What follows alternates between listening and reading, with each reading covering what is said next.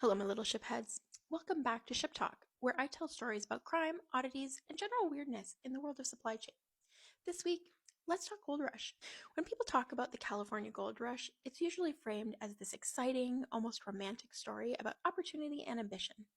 But if you look at it from a logistics perspective, it becomes clear very quickly that it was absolute chaos almost from the moment it began. Gold was discovered in early 1848, and within months the news spread far beyond California.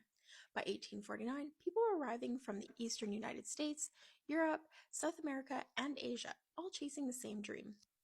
The population exploded practically overnight, and with it came immediate demand for food, tools, clothing, housing, transportation, all the basic needs.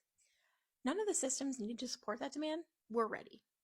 San Francisco, in particular, was still essentially a frontier port when this happened. Ships began flooding into the harbor faster than anyone could reasonably unload them. And then the situation got stranger. Crews abandoned their ships.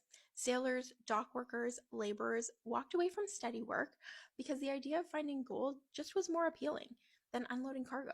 As a result, vessels sat offshore, parked with supplies, while the city itself struggled to access basic goods. Prices skyrocketed to downright absurd levels. Eggs sold for up to $1 each. A pair of boots could cost $100. That's a lot of money. A simple meal was more than what most people made in a day.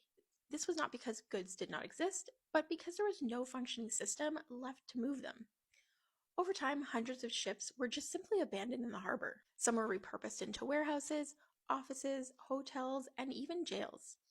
Entire sections of modern San Francisco are built on landfill that includes the remains of those vessels. The gold rush was not a supply shortage problem, it was a distribution failure driven by demand arriving years before infrastructure, labor, and coordination could catch up. Anyway, that's today's supply chain story. Follow me for more weird and wacky supply chain stories, and I will see you next time.